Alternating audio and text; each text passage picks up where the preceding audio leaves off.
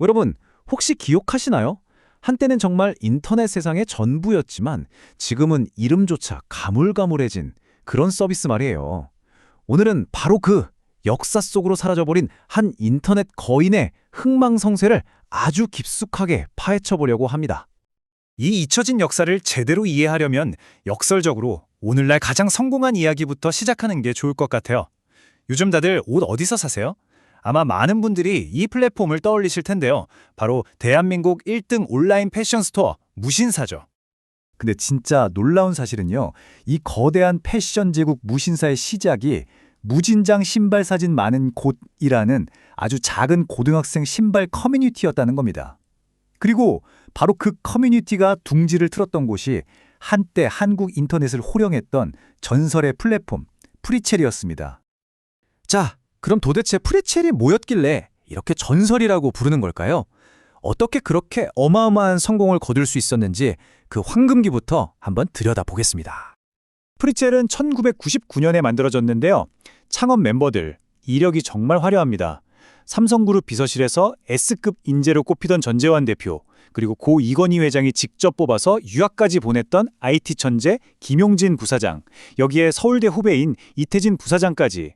이건 뭐 기술, 경영, 기획, 뭐 하나 빠지는 게 없는 말 그대로 드림팀이었던 거죠. 이분들의 비전은 회사의 이름에 고스란히 담겨 있어요. 술자리에서 자유, 프리덤과 도전, 챌린지를 합쳐보자. 이 아이디어에서 프리첼이라는 이름이 딱 나왔다고 합니다. 정말 자유롭고 또 도전적인 그런 회사를 꿈꿨던 거죠.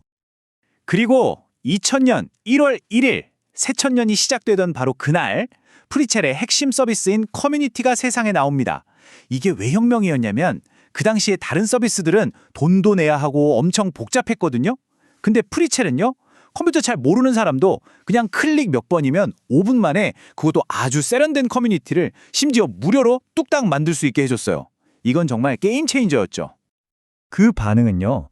말 그대로 폭발적이었습니다. 서비스를 시작한 지 불과 2년 만에 프리첼 안에 만들어진 커뮤니티 개수가 무려 110만 개를 넘어섰습니다. 상상이 되시나요? 학교 동문회부터 시작해서 취미 동호회, 연예인 팬카페까지 대한민국의 모든 모임이 프리첼로 빨려들어 왔다고 해도 과언이 아니었죠.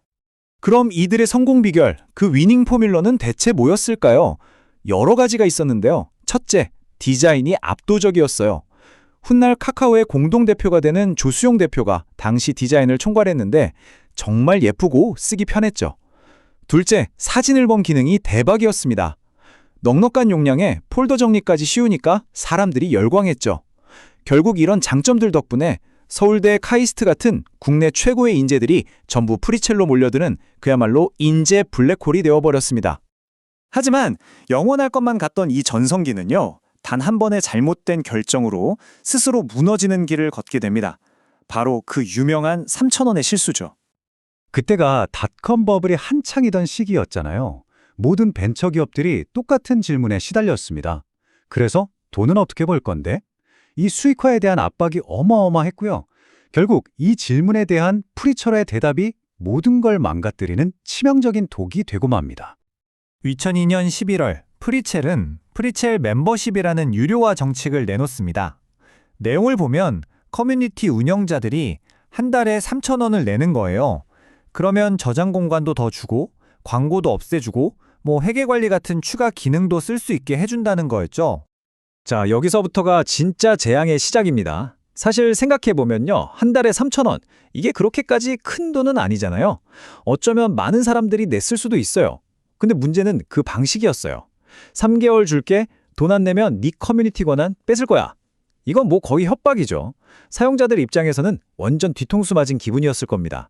배신감에 정말 분노가 폭발한 거죠. 바로 이때 최대 경쟁자였던 싸이월드가 이 기회를 놓치지 않습니다.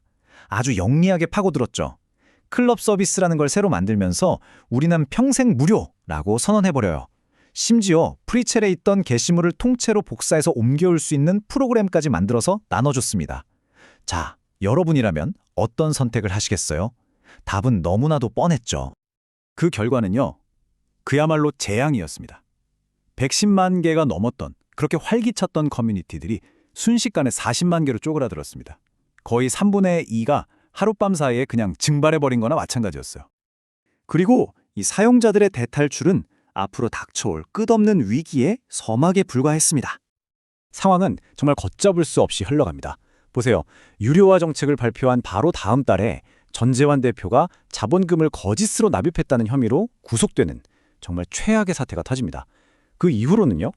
회사는 헐값에 팔려나가고 어떻게든 살아보려고 이것저것 해보지만 다 실패하고 결국 파산, 그리고 2013년 모든 서비스가 완전히 문을 닫게 되죠.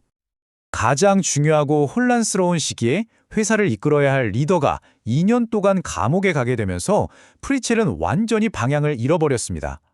전 대표는 나중에 이렇게 주장하기도 했어요. 내가 감옥에 있는 동안 동업자들이 나를 배신하고 회사를 원래 가치의 10분의 1도 안 되는 헐값에 팔아넘겼다고요. 새로운 주인을 만난 프리첼은 어떻게든 살아남기 위해 변신을 시도합니다.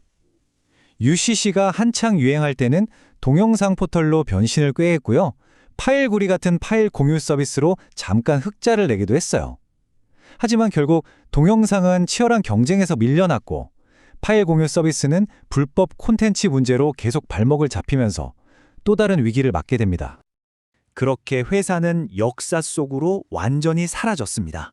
하지만 이 창업자의 이야기에는 아직 비극적인 마지막 한 챕터가 더 남아 있었습니다. 이건 정말 기묘한 운명의 장난이라고밖에 할 수 없는데요. 프리첼을 만들었던 바로 그 전재환 대표가 2016년에 망해가던 싸이월드를 인수합니다. 자신의 회사를 무너뜨렸던 그 숙명의 라이벌을 다시 살려보려고 했던 거죠. 하지만 이 마지막 시도마저 실패로 돌아가고 결국 임금체불 문제까지 겹치면서 씁쓸하게 막을 내립니다. 이 모든 이야기를 듣고 나니 한 가지 아주 흥미로운 질문이 머릿속을 맴돕니다. 만약에 말이죠, 프리첼 같은 서비스가 그 엄청난 드림팀과 막강한 사용자 기반을 가지고 서울이 아니라 실리콘밸리에서 시작했다면 과연 어떻게 됐을까요? 어쩌면 그들이 페이스북을 만든 마크 저커버그 같은 전 세계적인 전설이 될 수도 있지 않았을까요? 시기와 문화, 그리고 아주 작은 선택의 차이가 어떻게 한 회사의 운명을 가르는지 다시 한번 깊이 생각하게 되는 이야기입니다.